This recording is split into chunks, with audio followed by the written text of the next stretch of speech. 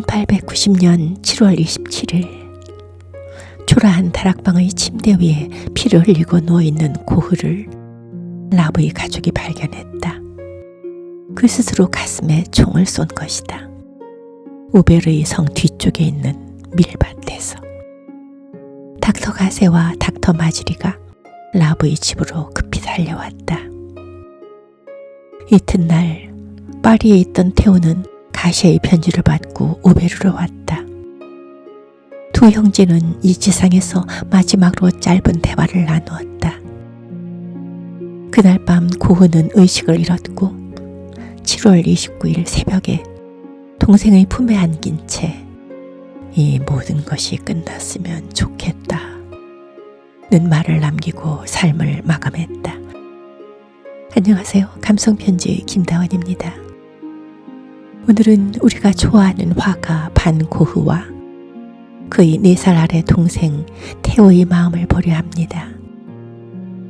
그림을 그리고 싶어한 형을 위해 그림을 그릴 수 있도록 정신적, 경제적 뒷받침을 해준 동생 테오입니다.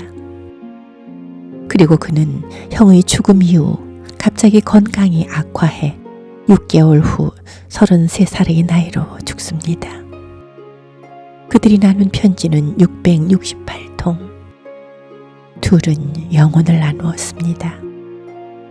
오늘은 그 편지 몇 통을 읽어드립니다. 위스덤 하우스에서 편찬한 반 고흐 영혼의 편지입니다. 구독과 좋아요를 주시면 제가 더 큰 용기를 얻습니다. 테오에게 이번 주에 그린 두 번째 그림은 바깥에서 바라본 어떤 카페의 광경이다. 푸른 밤 카페 테라스의 커다란 가스등이 불을 밝히고 있다. 그 옆으로 별이 반짝이는 파란 하늘이 보인다. 세 번째 그림은 흐릿한 베로노즈 녹색 바탕에 잿빛 톤으로 그린 배색한 느낌을 주는 자화상이다. 모델을 구하지 못해서 그 대신 내 얼굴을 그리기 위해 일부러 좀 좋은 거울을 샀다. 내 얼굴색을 칠하는 어려움을 극복하면 다른 사람도 쉽게 그릴 수 있겠지. 밤 풍경이나 밤이 주는 느낌, 혹은 밤 그 자체를 그 자리에서 그리는 일이 아주 흥미롭다. 이번 주에는 그림 그리고 잠자고 먹는 일 외에는 다른 일은 전혀 하지 않았다. 그러다 보니 한 번에 6시간씩 총 12시간이 작업을 했고 단번에 12시간 동안 잠을 잤다. 1888년 9월 테오에게 오늘 아침 이른 시간에 너에게 편지를 쓴 후 태양이 비치는 정원 그림을 그리러 나가서 작업을 마쳤다. 그림을 가지고 집으로 돌아와서 다시 새 캔버스를 가지고 나갔고 그것도 끝내고 돌아왔다. 그리고 이제 너에게 또다시 편지를 쓰고 싶어 펜을 들었다. 너도 알고 있겠지만 과거에 이런 행운을 누려본 적이 없다. 이곳의 자연은 정말 아름답다. 모든 곳이 그렇다. 하늘은 믿을 수 없을 만큼 파랗고 태양은 창백한 유황빛으로 반짝인다. 천상에서나 볼 수 있을 듯한 푸른색과 노란색의 조합은 얼마나 부드럽고 매혹적인지. 도저히 그렇게 아름답게 그릴 수 있을 것 같지는 않지만 그 광경에 어찌나 열중했던지 규칙 따위는 조금도 생각하지 않은 채 그림을 그리게 되었다. 덕분에 집 맞은편에 있는 정원을 소재로 해서 그림 3점을 그렸다. 또 2점의 카페 그림과 해바라기를 그렸고 보슈의 초상화도 그렸다. 그 다음에 붉은 태양을 그렸고 모래부대를 내려놓는 사람들, 오래된 물방앗간을 그렸다. 다른 습작은 차치하더라도 얼마나 많은 작업이 진행되고 있는지 알겠지? 그 바람에 오늘 물감과 캔버스가 다 떨어졌고 지갑도 완전히 비었다. 마지막으로 그린 그림은 마지막 물감으로 마지막 캔버스에 그린 것이다. 정원 그림이므로 녹색을 띠고 있지만 녹색 물감은 전혀 사용하지 않았다. 대신 프러시안 블루와 황토색을 썼다. 처음 이곳에 왔을 때와는 완전히 다른 기분이다. 이제는 더 이상 어떤 질문도 없다. 이 기분을 유지하면 좋은 결과를 얻을 수 있을 것 같다. 1888년 9월 17일 태호에게 너에게 작업 방향을 조금이라도 알려주고 싶어서 작은 스케치를 동봉한다. 아직 눈은 좀 피곤하다. 그러나 오늘은 기분이 아주 좋은 날이다. 새로운 아이디어가 떠올랐는데 그 구성을 스케치해 보았다. 늘 그렇듯 크기는 30호 캔버스다. 이번에 그린 작품은 나의 방이다. 여기서 많은 색채가 모든 것을 지배한다. 그것을 단순화하면서 방에 더 많은 스타일을 주었고 전체적으로 휴식이나 수면의 인상을 주고 싶었다. 사실 이 그림을 어떻게 보는가는 마음 상태와 상상력에 달려있다. 벽은 창백한 보라색이고 바닥에는 붉은 타일이 깔려있다. 침대의 나무 부분과 의자는 신선한 버터 같은 노란색이고 시트와 베개는 라임의 밝은 녹색, 담요는 진홍색이다. 창문은 녹색, 세면대는 오렌지색, 세수대야는 파란색이다. 그리고 문은 라일락색. 그게 전부다. 문이 닫힌 이 방에서는 다른 어떤 일도 일어나지 않는다. 가구를 그리는 선이 완강한 것은 침해받지 않는 휴식을 표현하기 위해서다. 벽에는 추상화와 거울, 수건, 약간의 옷이 걸려있다. 그림 안에 흰색을 쓰지 않았기 때문에 테두리는 흰색이 좋겠지. 이 그림은 내가 강제로 휴식을 취할 수밖에 없었던 데 대한 일종의 복수로 그렸다. 내일도 하루 종일 이 그림에 매달릴 생각이다. 구상이 아주 단순한 그림인 만큼 그림자나 미묘한 음영은 무시하고 일본 판화처럼 환하고 명암이 없는 색조로 채색했다. 이 그림은 타라스콩의 합승마차나 밤의 카페와 좋은 대주를 이룰 것이다. 그림을 완성하려면 내일 아침 일찍부터 작업을 해야 하니 편지를 길게 쓰지는 않겠다. 아픈 건 좀 덜해졌니? 나에게 알려주는 걸 잊지 마라. 곧 답장을 보내주기 바란다. 언젠가는 너를 위해 다른 방도 스케치할 생각이다. 1888년 10월 16일 편지와 50프랑 고맙게 받았다. 전부를 받아 알고 있겠지만 고객이 건강한 모습으로 도착했다. 나보다 더 건강해 보일 정도였다. 그는 내가 그림을 팔아주어서 아주 즐거워하고 있다. 나도 당연히 기쁘다. 아직도 정착에 필요한 지출을 해야 하는데 더 이상 기다릴 필요도 없고 내가 그걸 다 떠맡지 않아도 되니 말이다. 고객이 오늘 너에게 편지를 쓸 것이다. 그는 정말 재미있는 친구다. 그와 함께 지내면서 우리가 얻는 게 많을 거라고 확신하고 있다. 그는 이곳에서 그림을 많이 그릴 것 같은데 나도 그럴 수 있기를 바란다. 너의 짐이 조금이라도 가벼워지기를, 될 수 있으면 아주 많이 가벼워지길 바란다. 아무리 생각해도 나에겐 우리가 써버린 돈을 다시 벌 수 있는 다른 수단이 전혀 없다. 그림이 팔리지 않는 걸. 그러나 언젠가는 내 그림이 물감값과 생활비보다 더 많은 가치를 가지고 있다는 걸 다른 사람도 알게 될 날이 올 것이다.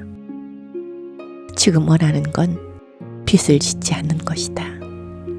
사랑하는 동생아, 너에게 진 빚이 너무 많아서 그걸 모두 갚으려면 내 전 생애가 그림 그리는 노력으로 일관되어야 하고 생의 마지막에는 진정으로 살아본 적이 없다는 느낌을 받게 될 것 같다. 그러나 그런 건 문제가 아니다. 유일한 문제는 그림 그리는 일이 점점 더 어려워질지도 모른다는 생각, 그리고 늘 이렇게 많이 그리지 못할 거라는 사실이다. 지금 그림이 팔리지 않는다는 사실이 나를 괴롭히는 까닭은 내가 그로 인해 고통을 받고 있기 때문이다. 그러나 네 말처럼 내가 아무런 소득이 없다는 사실이 너에게 폐가 되지 않는다면 사실 나에게도 큰 문제가 되지는 않는다. 돈 문제와 관련해서 내가 기억해야 할 것은 50년을 살면서 1년에 2,000프랑을 쓴 사람이라면 평생 10만 프랑을 쓴 게 되는데, 그렇다면 그는 당연히 10만 프랑을 벌어야 한다는 사실이다.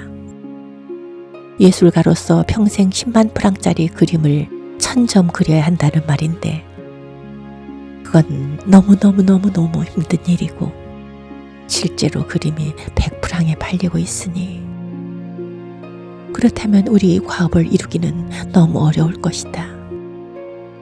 그러나 힘들다고 상황이 바뀌지는 않겠지. 언젠가 내 그림이 팔릴 날이 오리라는 건 확실하지만 그때까지는 너에게 기대서 아무런 수입도 없이 돈을 쓰기만 하겠지. 가끔씩 그런 생각을 하면 우울해진다. 너도 네덜란드인 화가와 함께 지내게 되었다니 얼마나 기쁜지 모르겠다. 이젠 너도 외롭지 않겠구나. 그건 정말 대단히 반가운 소식이다. 이제 겨울이 올 테니 정말 다행이다. 밖에 나가서 다른 크기의 캔버스로 다시 작업을 해야 하기 때문에 서둘러 편지를 맺는다. 곧 고갱이 너에게 편지를 띄울 텐데 그때 나도 다른 편지를 함께 보내마. 물론 고갱이 우리 생활에 대해 뭐라 말할지 모르겠다.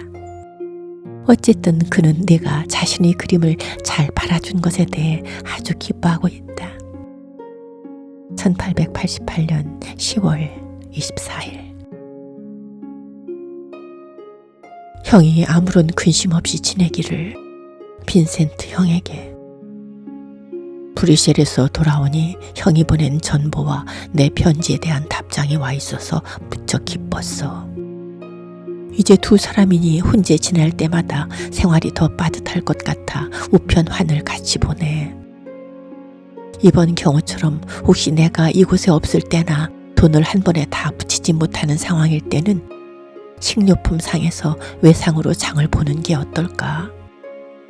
고갱이 형과 합류했다니 정말 기뻐. 그가 가지 못할 상황에 처한 건 아닌가 걱정했거든. 형 편지를 보니 건강도 별로 좋지 않은 데다 아주 많이 고민하고 있다는 생각이 들었어. 이번 기회에 형에게 확실하게 말해두고 싶은 게 있어. 난 돈 문제와 그림을 파는 문제, 그리고 경제적인 것과 결부된 모든 일을 존재한 적이 없는 일처럼 생각해. 설령 존재한다 해도 질병 같은 거라고 말이야.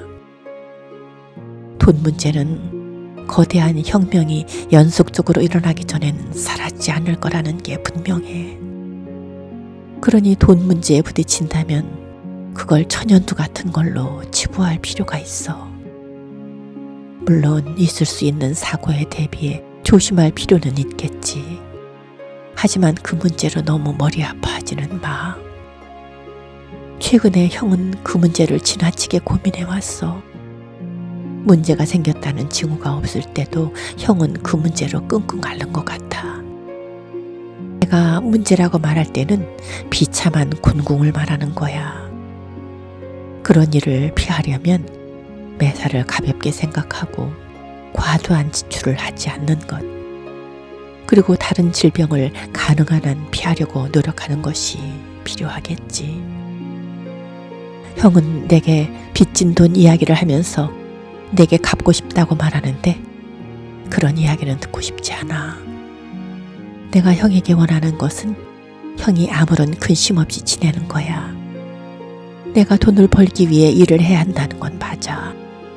우리 둘 다 가진 게 별로 없으니 너무 많은 짐을 지지 않도록 노력해야겠지. 하지만 그 정도만 염두에 둔다면 앞으로도 계속 이렇게 지낼 수 있을 거야. 아무것도 팔지 않더라도 말이지. 형이 자신을 위해 일할 필요를 많이 느낀다면 계속 그렇게 해. 그렇다 해도 난 우리가 끝까지 버텨낼 수 있을 거라 생각해. 하지만 그 많은 그림을 한 점당 100프랑으로 계산하는 건 이해할 수 없어. 그 그림이 100프랑씩에 팔리기를 바란다면 그건 아무 가치가 없다는 말이야. 우리가 살아가고 있는 이 지긋지긋한 사회는 그걸 필요로 하지 않는 사람들 편이거든. 하지만 이 사실을 알고 있다면 우리도 사회가 하는 대로 하면서 이렇게 말하자고. 우리도 그거 필요 없다고 말이야. 형이 원한다면 날 위해 중요한 일을 할 수 있어.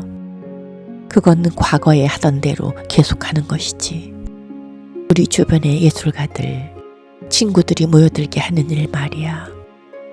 나로서는 결코 해낼 수 없는 일이지만 형은 프랑스에 온 이후 계속 해왔던 일이잖아. 예술가들이 길을 보여주면 다른 사람들이 뒤따를 거야. 그렇잖아? 나 자신은 그렇다고 굳게 믿고 있어. 형이 너무 힘들게 일해와서 마치 살아본 적이 없는 것 같다고 말할 때면 내가 얼마나 고통스러운지 모를 거야. 다른 무엇보다 난 그게 사실이라고 믿지 않아. 실제로 형은 살아가고 있으니까. 그것도 이 땅의 위대한 사람들처럼 품위 있게. 물론 형이 지나치게 곤궁하게 살아왔다고 느끼지 않도록, 살아가기 위해 필요한 빵을 갖지 못해 아프게 되는 일이 없도록 적절하게 내게 미리 경고를 해주기 바라. 고객과 함께 지내는 일이 형에게 즐거움을 주었으면, 그리고 형이 빨리 몸을 회복했으면 좋겠어. 1888년 10월 27일. 편지는 그들이 죽을 때까지 계속됩니다. 이들같이 아름다운 형제가 있을까요? 지상에 있는 모든 형제들이 반고흐와 태호 같은 그런 사람들이었으면 좋겠습니다. 고맙습니다. 다음 주 토요일에 뵙겠습니다.